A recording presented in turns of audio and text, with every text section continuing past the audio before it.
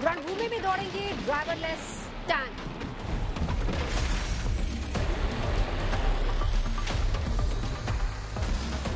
जंग में अपना रणकौशल दिखाएंगे रोबोट्स।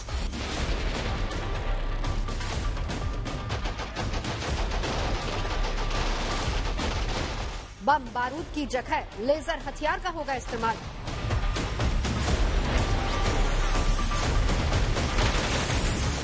युद्ध के मैदान में इंसान नहीं बल्कि मशीनें संभालेंगी मोर्चा। और तो और डिजिटल तकनीक, आर्टिफिशियल इंटेलिजेंस और साइबर तकनीक का भी खूब होगा इस्तेमाल।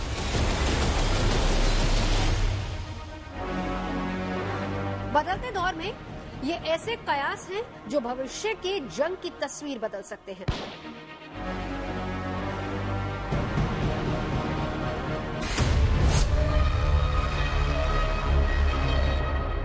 बदलते वक्त के साथ साथ युद्ध के तौर तरीके भी बदल रहे हैं।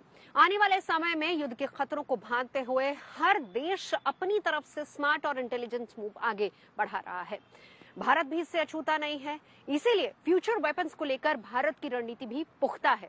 रूस, चीन, जापान और अमेरिका के अलावा भारत ने फ्यूचर वेपन्स पर काम करना शुरू कर दिया है ताकि जमीन से लेकर आसमान तक कहीं भी कोई भी खतरा हो, देश को महफूज रखा जा सके और जंग के मैदान में फतह हासिल हो।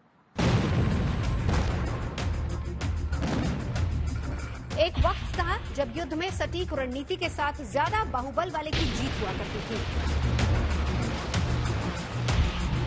अब वक्त है बेहतर टेक्नोलॉजी के साथ सटीक रणनीति का, जिसके पास ये दोनों होंगे विजेता वही होगा।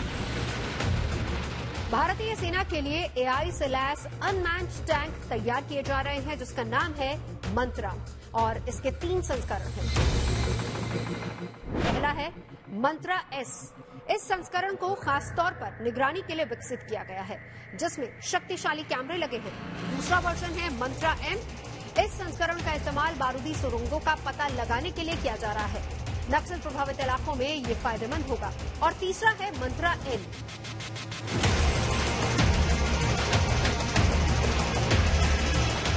टैंक के स्वरूप को खासतौर पर परमाणु विकिरण और जैविक हमले का पता लगाने के लिए तैयार किया जा रहा है।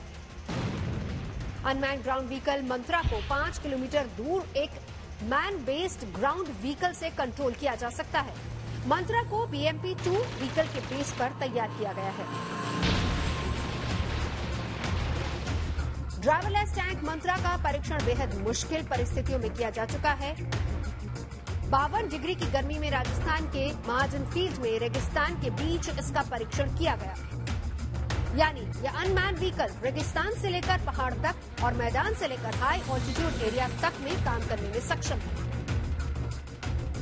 हाई कैपेसिटी वाले कैमरे और लेजर की मदद से टैंक 15 किलोमीटर दूर से ही बड़े वाहनों जैसे लक्ष्य का पता लगा सकता है। मंत्रा एन में खास तरीके के सेंसर्स लगे हैं जो वातावरण में विकिरण का स्तर और जैविक हथियारों का पता लगाएंगे।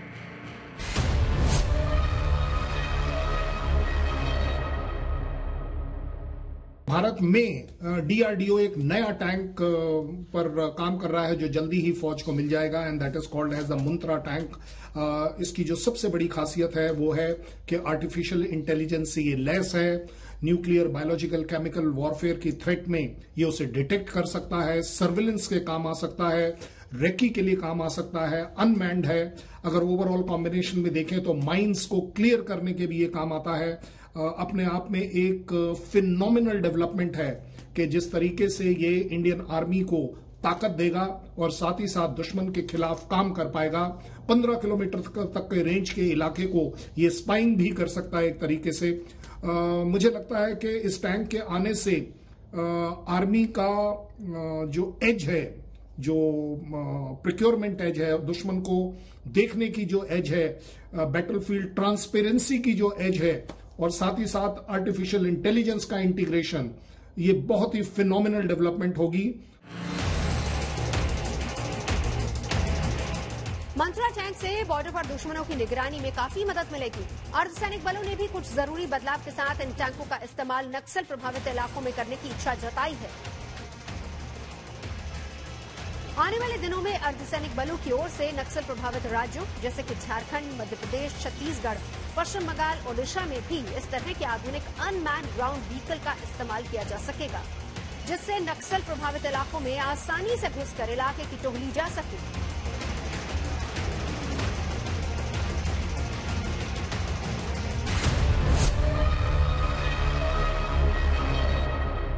आर्मी को एक ऐसे अनमैन्ड व्हीकल की जरूरत है जो 200 से 250 किलो का लोड ले सके, 12 घंटे बिना रुके काम कर सके, जिसमें नाइट विजन कैपेबिलिटी भी हो और जो 2 किलोमीटर के दायरे में कम्युनिकेशन भेज सके और सूचनाएं जुटा सके। साथ ही साथ आर्मी को ऐसे एक ग्राउंड अनमैन्ड व्हीकल की भी जरूरत है जो कि लाइट मशीन गन के लिए एक प्लेटफॉर्म बन सके। पुणे की भारत फोर्स ईकाज यानी enhanced collaborative autonomous rover system पर काम कर रही है। ये एक यूजीवी यानी कि अनमैन्ड ग्राउंड व्हीकल है, जिसकी मदद से बॉर्डर के इलाके में सर्विलांस को अंजाम दिया जाएगा। ये रात के अंधेरे में भी दुश्मन को आसानी से देख सकता है, जिससे घुसपैठ और तस्करी करना नामुमकिन साबित होगा। रिमोट से चलने वाला यूजीवी 2 वेरिएंट्स में है। एक वेरिएंट 4x4 और दूसरा 6x6 का होगा। ईकास 4x4 सर्विलांस के साथ 350 किलो पेलोड उठाकर चल सकती है। वहीं 6x6 12.7 mm remote control machine gun से लैस है, जो अपने साथ 400 किलो पेलोड लेकर चल सकता है।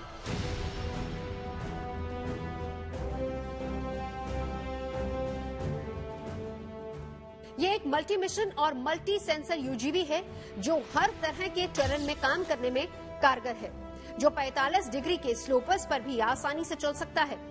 भारत ये यूजीवी बैटरी और जनरेटर की मदद से लगातार 48 घंटे तक काम कर सकता है। वहीं सैटेलाइट मोड में ये बैटरी की मदद से 6 घंटे तक ऑपरेट हो सकता है।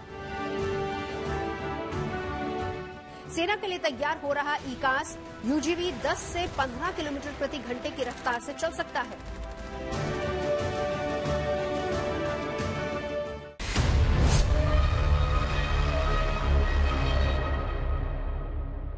एनहांस्ड कोलैबोरेटिव रोवर सिस्टम जो है, ये एक हमारा वो 4x4 multi mission multi terrain system है जो कि अनमैन्ड होता है ground vehicle.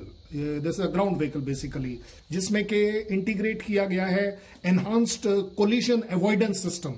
Advance mission planning capability में भी इसका योगदान है। 16 से 20 किलोमीटर तक ये ऑपरेट कर सकता है और इसमें जो पेलोड है वो 350 किलो का और टो कर 500 किलो का वजन ले सकता है। और सबसे जो इसकी बढ़िया बात है कि वो है कि ये रिमोट कंट्रोल वेपन सिस्टम्स जो हैं उनके साथ इसकी कॉम्पेटेबिलिटी है, उन स्टेशंस के साथ ये इंटीग्रेट हो सकता है। इसमें जो एक आउटस्टैंडिंग फीचर है वो है कि this is made in India, जो अपने आप में हमारी जो फौज का जो स्तर है, हमारी जो डिफेंस इंडस्ट्री का स्तर है, उसे भी ऊपर लेकर जाता है।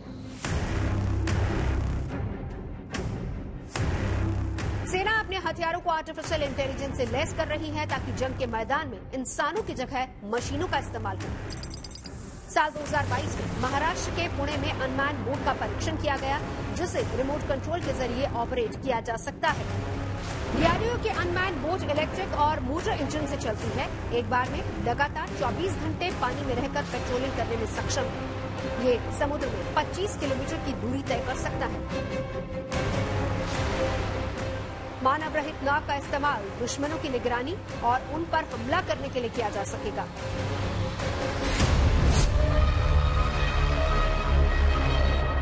इस नाव के अंदर एक खास किस्म का डिवाइस लगाया गया है, जिसका मकसद ये है कि अगर ये नाव दुश्मन के हत्थे चढ़ भी जाती है तो इसका कंट्रोल बोर्ड ऑटोमेटिकली बर्स्ट कर जाएगा, जिसका सीधा सीधा मकसद ये है कि कोई भी गोपनीय सूचना या फिर डेटा दुश्मन के हाथ नहीं लगना चाहिए।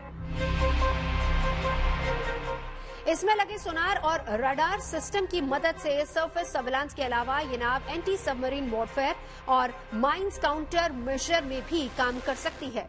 मुंबई के 26/11 हमले में भी आतंकियों ने समंदर के रास्ते से ही मुंबई में घुसपैठ की थी। मानव रहित बोट की मदद से ऐसी घटनाओं को टाला जा सकता है। भारत सरकार ने अपनी सेना के तीनों अंगों को आर्टिफिशियल इंटेलिजेंस से लैस करने के लिए पूरी तैयारी कर ली है और कोशिशें इसी ओर की भी जा रही हैं। उसका सबसे बड़ा मकसद ये है कि आने वाला समय आर्टिफिशियल इंटेलिजेंस का है। नई नई तकनीक के साथ युद्ध लड़े जाएंगे। नई नई तकनीक के साथ तमाम देश अपने अपने हथियार बना रहे हैं और इसीलिए भारत की कोशिश यही है कि अपनी सेना को हाईटेक हथियारों से लैस किया जाए। इतना ही नहीं, उसमें चाहे अनमैन्ड व्हीकल्स हो या फिर रोबोटिक सिस्टम हो, पूरी तरह से सेनाओं को इससे लैस किया जाएगा ताकि आने वाले समय में युद्ध के मैदान में हमारी सेना कहीं से भी पीछे न रह सके।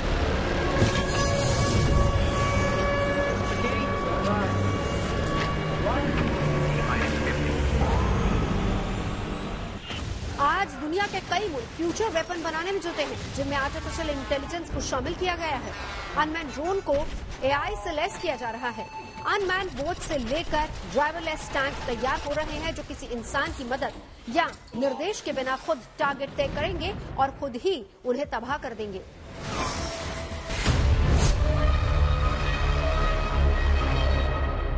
आर्टिफिशियल इंटेलिजेंस से पूरी दुनिया वाकिफ है। हालांकि इसके फायदे हैं लेकिन नुकसान भी है और ये भी बात पूरी दुनिया जानती है, क्योंकि आर्टिफिशियल इंटेलिजेंस मिनटों में पलक झपकते ही तमाम तरह की जानकारियां जुटा भी सकता है और साक्ष्य मिटा भी सकता है। हाल के दिनों में चीन ने अपनी सेना के लिए आर्टिफिशियल इंटेलिजेंस के व्यापक इस्तेमाल के क्षेत्र में भारी निवेश किया है। चीन की ओर से किए जाने वाले निवेश को देखते हुए भारत भी थल सेना, वायुसेना और नौसेना को भविष्य के युद्धों के लिहाज से तैयार करने की दिशा में कदम आगे बढ़ा चुका है। ये बात सही है। देखिए, दुनिया टेक्नोलॉजी ड्रिवन है। हम उससे परहेज नहीं कर सकते। उसका मैक्सिमम उपयोग कैसे कर सकते हैं? और मैं ये मानता हूं कि इंफॉर्मेशन टेक्नोलॉजी का जो रिवॉल्यूशन है, डिजिटल वर्ल्ड का जो रिवॉल्यूशन है, हम आर्टिफिशियल इंटेलिजेंस के युग में प्रवेश कर रहे हैं। इसमें ट्रांसपेरेंसी की बहुत भारी संभावना है और इसलिए एफिशिएंसी है, ट्रांसपेरेंसी है, इजी गवर्नेंस है, इन सारों को देखते हुए हमने इसको बल देना चाहिए। आर्टिफिशियल इंटेलिजेंस और साइबर तकनीक पर आज दुनिया के ज्यादातर देश फोकस कर रहे हैं। इसके लिए रक्षा बजट में लगातार फंड तक मुहैया कराया जा रहा है। ऐसा इसलिए कि नए दौर में युद्ध का तरीका बदल रहा है। नई तकनीक से जंग की तस्वीर भी बदलने लगी है। ड्रोन वॉरफेयर, साइबर अटैक और आर्टिफिशियल इंटेलिजेंस चुनौती बनकर सामने आ रही है। लिहाजा भारत समझता है कि भविष्य की चुनौतियां कैसी होंगी। साथियों, रक्षा क्षेत्र में आर्टिफिशियल इंटेलिजेंस के आगमन से बड़े बदलाव हो रहे हैं। अब तक जहां युद्धों में मानव की पूरी भागीदारी होती रही है, वहीं आर्टिफिशियल एप्लीकेशन की सहायता से ऐसे नए ऑटोनमस वेपन्स और सिस्टम्स का विकास हो चुका है जो ह्यूमन कंट्रोल के बिना भी अपना लक्ष्य भेदने में और दुश्मन के इस्टेब्लिशमेंट्स को नष्ट करने में पूरी तरह से सक्षम है। Artificial intelligence enabled military devices बड़ी मात्रा में डाटा को इफिशिएंटली संभालने में भी सक्षम है। ट्रेनिंग और सिमुलेशन को भी आर्टिफिशियल इंटेलिजेंस के प्रयोग से बेहतर बनाया जा रहा है।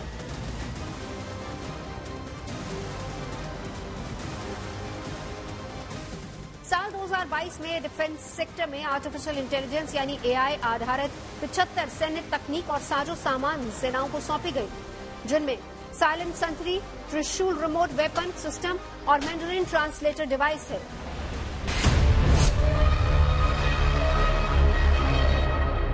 सैटेलाइट सेंट्री दरअसल ये एक रेल माउंटेड डिवाइस है जिससे कंटीली तारों में भी लगाया जा सकता है।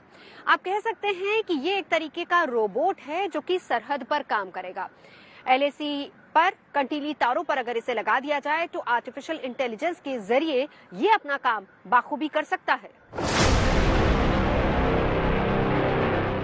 6 घंटे तक इसे 1 किलोमीटर की सीमा पर निगरानी के लिए लगा दिया जाता है। जैसे ही कोई दुश्मन सैनिक या फिर आतंकी एलओसी पर घुसपैठ करने की हिमाकत करेगा, साइलेंट सेंट्री तुरंत कमांड एंड कंट्रोल सेंटर में बैठकर सैनिक को अलर्ट कर देगा, जिसके बाद फौरन कार्रवाई की जा सकेगी। आर्टिफिशियल इंटेलिजेंस में अगर कोई भी फौज पीछे रह जाती है तो ये समझ लीजिए कि वो किसी भी लड़ाई के फील्ड में एक कटिंग एज नहीं ले पाएगी, वो एक एडवांटेज नहीं ले पाएगी जो आर्टिफिशियल इंटेलिजेंस आपको देता है। क्योंकि आर्टिफिशियल इंटेलिजेंस ना केवल आपको सर्वेलेंस और टारगेट प्रोक्योरमेंट में मदद करता है, वेपन सिस्टम्स को इफेक्टिवली एंगेज करने के लिए इंटीग्रेट भी करता है, और साथ ही साथ एक जो सबसे बड़ी एडवांटेज इसमें आती है वो है कि चीजें आप तेजी से कर पा सकते हैं, डिसीजन मेकिंग फास्ट हो सकता है, जो फॉरवर्ड ट्रुप्स हैं उनका पीछे के कमांडर्स के साथ इंटीग्रेशन हो सकता है, ऑप्शन एनालिसिस हो सकता है, और बेस्ट पॉसिबल ऑप्शन से रिलेटेड सॉल्यूशंस आ सकते हैं। रक्षा क्षेत्र में एआई के इस्तेमाल पर साल 2018 में एक टास्क फोर्स का गठन किया गया था। इस टास्क फोर्स ने ही सशस्त्र सेनाओं में एआई के इस्तेमाल का रोड मैप तैयार किया, जिसकी झलक भी सामने आने लगी है। आज के दौर में हर हथियार में एआई का इस्तेमाल होने लगा है। उसी एआई आधारित एक हथियार को सेना के आर्मी डिजाइन बोर्ड ने तैयार किया है। ये तकनीक किसी भी एलएमजी, एनसास या फिर AK-47 राइफल पर लगाई जा सकेगी। इसके लगने के बाद ये गन पर लगे कैमरे से खुद ब खुद टारगेट सेट करती है। किसी सैनिक को इस गन का ट्रिगर दबाने की जरूरत तक नहीं पड़ती। इस सिस्टम को नाम दिया गया है त्रिशूल रिमोट वेपन। 300 मीटर की रेंज में किसी भी स्टैटिक टारगेट पर त्रिशूल रिमोट वेपन सिस्टम 100% सटीक निशाना लगा सकता है। अगर टारगेट मूविंग है तो इसकी एक्यूरेसी रेट 90% है। त्रिशूल रिमोट वेपन सिस्टम को किसी भी मिलिट्री व्हीकल या फिर आर्मी पर्सनल कैरियर के ऊपर लगाया जा सकेगा। आर्टिफिशियल इंटेलिजेंस के क्षेत्र में भारत जिस तरह से लगा हुआ है, उसे चीन और पाकिस्तान से लगी देश की सीमाओं की निगरानी में एआई के इस्तेमाल से संवेदनशील सीमाओं की सुरक्षा में लगे सशस्त्र बलों पर दबाव काफी कम हो सकता है। आर्टिफिशियल इंटेलिजेंस अगर इंटेलिजेंटली डिफेंस फोर्सेस में इनकॉर्पोरेट करी जाए, जो कि जरूरी भी है, तो हमारे बॉर्डर एरियाज पर सबसे बड़ा फर्क जो ये पड़ेगा कि एक तो हमारा जो मॉनिटरिंग सिस्टम है वो 24 आवर्स हो जाएगा। दूसरा, ऑल वेदर, हर किसी के वेदर में ये काम आएगा, दिन और रात की ट्रांसपेरेंसी आ जाएगी। और सबसे बड़ी बात है, इस आर्टिफिशियल इंटेलिजेंस की जो सर्विलेंस सिस्टम है, इसको अगर हम अपने वेपन सिस्टम में इंटीग्रेट करते हैं तो वो इंटेलिजेंटली अपने आप ऑप्शन लेगा और सेलेक्ट करेगा कि कहां पर किस समय कैसे फायर करना है या अलर्ट करना है। इससे रिलेटेड काफी हद तक देखा जाए तो सिक्योरिटी फोर्सेस और डिफेंस फोर्सेस के ऊपर जो मैनुअल दबाव है, जो मैन पावर इंटेंसिव दबाव है, उसमें काफी हद तक कमी आएगी। हिंदुस्तान ने सेना के तीनों अंगों में आर्टिफिशियल इंटेलिजेंस की शुरुआत होने से भविष्य की चुनौतियां काफी कम हो जाएंगी।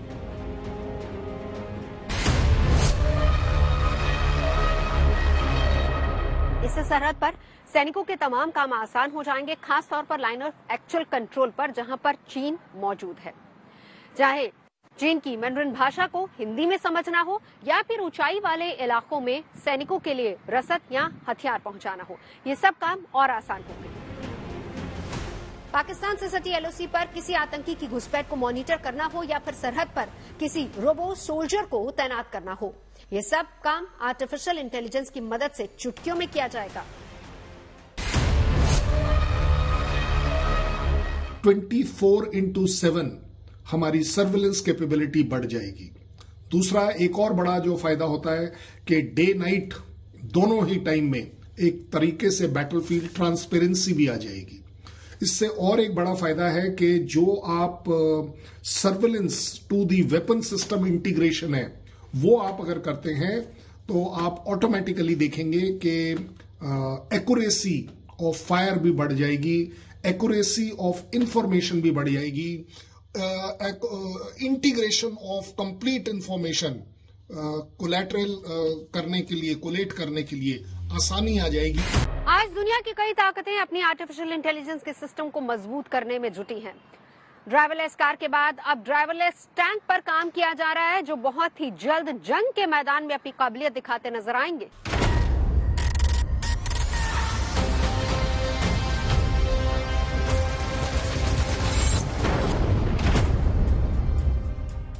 रूस ने यूक्रेन के पूर्वी डोनबास इलाके में एंटी टैंक मिसाइल से लैस नया अनमैन्ड ग्राउंड व्हीकल उतारा है। नाम है मार्कर। रूस ने मार्कर यूजीवी की ताकत का नमूना भी दिखाया है। मौजूदा समय में ये ड्राइवरलेस टैंक परीक्षण के दौर से गुजर रहा है। इसमें लगी मिसाइलें दुश्मन के टैंक, बख्तरबंद वाहनों और कंक्रीट में बने मजबूत बंकरों को उड़ाने में सक्षम है। Marker UGV Kornet anti tank missile को फायर करने में सक्षम है। आपको बता दें कि कॉर्नेट रूस की सबसे ताकतवर एंटी टैंक मिसाइल है, जो 100 से 5500 मीटर की रेंज तक टारगेट को तबाह करने में सक्षम है। मार्कर यूजीवी में 7.62 mm की मशीन गन लगी हुई है, जिससे हर मिनट सैकड़ों राउंड गोलियां फायर की जा सकती हैं।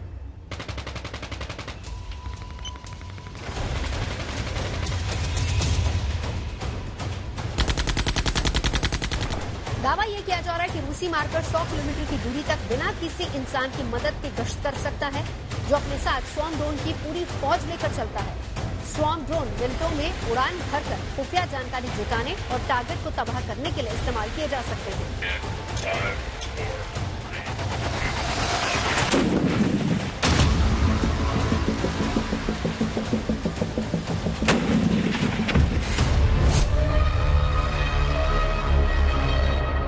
यूरो 9 के बाद ये रूस का दूसरा रोबोट टैंक है, मार्कर यूजीवी। फिलहाल इसका ट्रायल चल रहा है। ये एक तरह का रोबोटिक टैंक है, जिसमें किसी भी इंसान की तरह बाहर से कोई कमांड नहीं दी जाती। अगर ये ट्रायल में सफल होता है तो बहुत ही जल्द इसे रूस की सेना में शामिल किया जाएगा।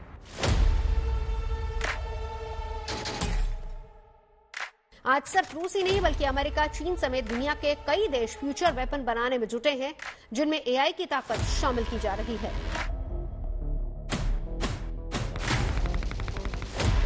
अमेरिका और चीन समेत कई देश ऐसे रोबोट डॉग तैयार कर रहे हैं, जो दुश्मन पर गोलियों की बौछार करेंगे। अभी तक ड्रोन आसमान से दुश्मनों पर काल बरसाता रहा है। अब जमीन पर रोबोट डॉग अपने मिशन को अंजाम तक पहुंचाएंगे। रोबोट डॉग की पीठ पर एक हाईटेक स्नाइपर राइफल लगी होगी, जो इसे बेहद घातक हथियार बनाएगी। इन रोबोट डॉग को सरहद पर तैनात किया जा सकता है, जो थर्मल और नाइट विजन कैमरों से लैस होंगे और आर्टिफिशियल इंटेलिजेंस की मदद से अपने टास्क को पूरा करेंगे। फ्यूचर वेपन को आर्टिफिशियल इंटेलिजेंस की ताकत देने के मामले में इजरायल भी काफी तेजी से आगे बढ़ रहा है। हाल ही में इजरायल ने वेस्ट बैंक इलाके में नए रोबोटिक हथियार तैनात किए हैं।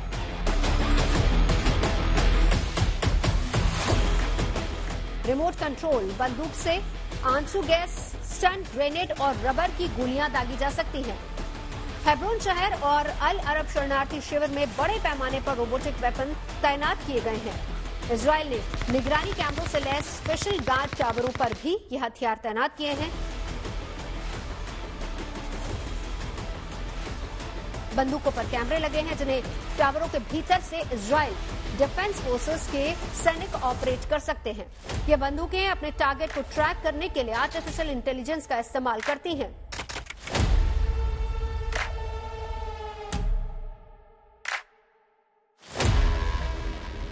हाल ही में टर्की ने भी ड्राइवरलेस बोट का परीक्षण कर भविष्य के हथियार की झलक दिखा दी है। ये न सिर्फ समुद्री सरहद की निगरानी करेंगे, बल्कि जरूरत पड़ने पर बारूद भी बिछा सकेंगे। साउथ कोरिया ने एक एआई आधारित किलर रोबोट तैयार किया है, जो किसी भी लोकेशन पर जाकर अपने टारगेट को तबाह कर सकता है। ये ठीक उसी तरह काम करता है जिस तरह ड्रोन करता है।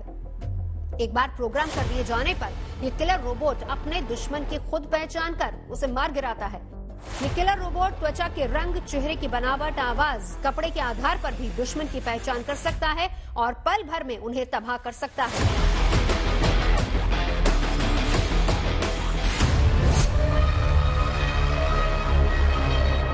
ऑटोनोमस वेपन सिस्टम या फिर किलर रोबोट्स के जरिए पूरी दुनिया में कई देश अपनी ताकत को बढ़ाने में जुटे हैं ताकि जंग के मैदान में आगे रहा जा सके। इसमें रूस, अमेरिका, चीन, जापान के अलावा इजराइल भी करोड़ों अपने सिस्टम पर खर्च कर रहा है। आखिर क्या है किलर रोबोट और क्यों ये दुनिया के लिए खतरा बन सकते हैं, इसे जानने और समझने की जरूरत है। दरअसल killer robot full automatic weapons होते हैं।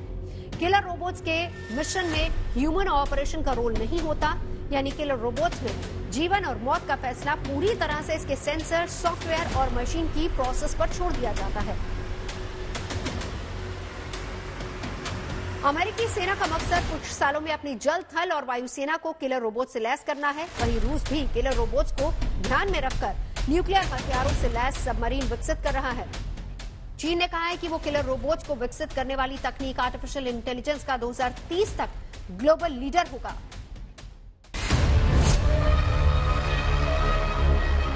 किलर रोबोट्स अपने आप में एक बहुत बड़ी डिस्कवरी है, एक बहुत बड़ी डेवलपमेंट है। इसका एक्चुअल अदरवाइज नेम होना चाहिए लीथल ऑटोनोमस वेपन सिस्टम्स, जो कि इंडिपेंडेंटली ऑपरेट करते हैं, टारगेट को एक्वायर करते हैं, उसे किल करते हैं। इसका जो सबसे बड़ा फायदा जरूर मान सकते हैं हम, काफी हो जाएंगे, लेकिन सबसे बड़ा घाटा यह है कि इसमें ह्यूमन इंटरफेरेंस और ह्यूमन कंट्रोल कम होता चला जाएगा। एंड दैट इज वाई अपने आप में ये खतरा ज्यादा हो जाएगा कि वो टारगेट्स को इंडिपेंडेंटली, ऑटोनोमसली, ऑटोमेटिकली चुन रहे हैं और उसे एलिमिनेट कर रहे हैं। तो दुनिया में इसके रेपरकशन आना और नेगेटिव रेपरकशन आना अपने आप में एक बहुत बड़ा चैलेंज ही नहीं, एक बहुत बड़ा खतरा भी होगा।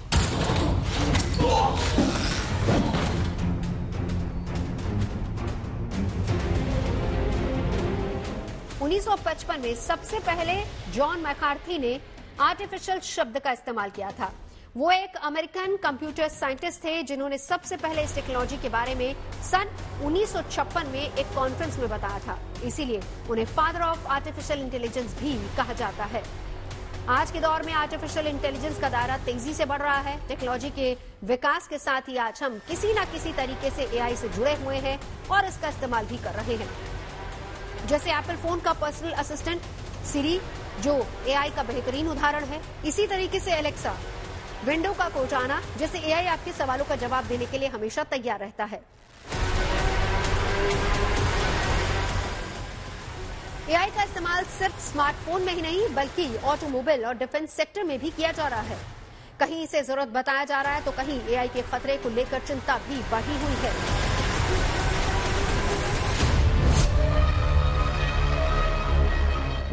ये सिस्टम अपने आप में कहीं कोई इमोशंस के ऊपर नहीं काम करता। ये भी एक बड़ा डर है दुनिया को कि this will be a emotional less weapon system, एक तो मैं तो कहूंगा।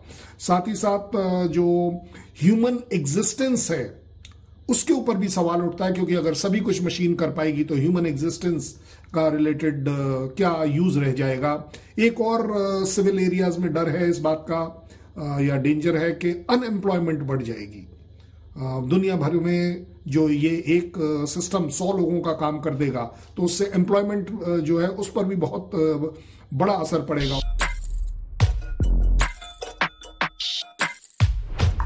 वैज्ञानिकों का दावा है कि अगर हम क्वांटम एआई सिस्टम विकसित करते हैं तो ये इंसानी दिमाग के साथ साथ ज्यादा सटीकता से नकल भी कर सकेगा।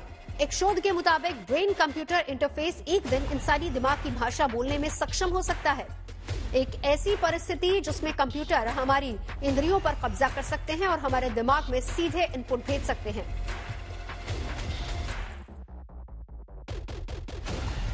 ब्लैक होल और बिग बैंग थ्योरी को समझाने वाले हॉकिंग मानवता पर कृत्रिम बुद्धिमत्ता यानी आर्टिफिशियल इंटेलिजेंस के बढ़ते प्रभाव को लेकर हमेशा चिंतित रहे हैं। स्टीफन हॉकिंग ने बहुत पहले एजीआई के खतरे को लेकर चेतावनी दी थी।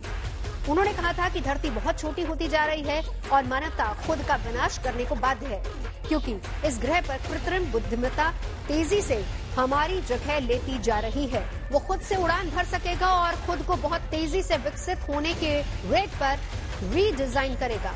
इंसान जिनके विकास की रफ्तार बहुत धीमी है वो उससे मुकाबला नहीं कर सकेगा। आर्टिफिशियल इंटेलिजेंस वही काम करती है जो सामान्य तौर पर बुद्धिमान लोगों का जिम्मा होता है। अब रक्षा में इसका काफी इस्तेमाल हो रहा है। साइबर सिक्योरिटी में भी एआई ताकतवर बन रहा है ताकि बाहर से हो रहे अटैक से सुरक्षा प्रदान की जा सके। साइबर वॉरफेयर एक साइलेंट थ्रेट है, इससे भी निपटने की तैयारी की जा रही है। साइबर अटैक कहां से हो रहा है, कौन कर रहा है, ये पता लगाना मुश्किल है। आज चीन साइबर वॉरफेयर को हथियार के तौर पर इस्तेमाल करने की कोशिश में जुटा है। साइबर युद्ध में कोई फिजिकल जंग नहीं होती, न किसी का खून बहता है और न ही तोप के गोले चलते हैं। बिना किसी देश की सीमा में घुसे दुश्मन का बहुत बड़ा नुकसान हो जाता है।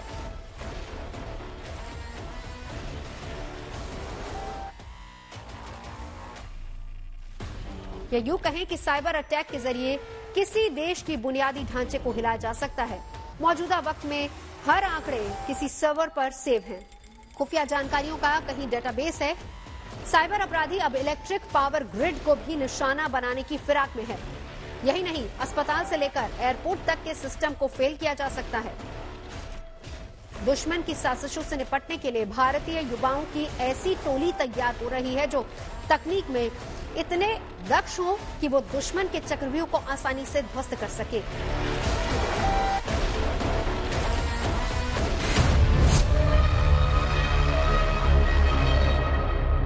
Recruiting young, bright boys and girls into the army. We have made a beginning by recruiting them in the territorial army. We have started with Mandarin-speaking, officers who are coming in, and subsequently we will graduate towards those who are experts in the cyber domain and the rest. At the soldier level, our aim is through the Agnipath scheme, try and get in as many technical, youth, technologically adept youth who are either ITI qualified or have been through the polytechnic. So the overall threshold in understanding on technical issues of our soldiers. Technology के क्षेत्र में अब इंसान ने इतना विकास कर लिया है कि अब उसी के दिमाग की तरह सोचने, समझने और अपने दिमाग का इस्तेमाल करने वाला एक चलता फिरता मशीन भी तैयार करने के बारे में विचार हो रहा है, जो बिल्कुल इंसान की तरह काम करने में सक्षम होगा। उस एडवांस टेक्नोलॉजी से बनने वाली मशीन यानी कि आर्टिफिशियल इंटेलिजेंस के सही और गलत होने पर दुनिया भर में बहस छिड़ी हुई है।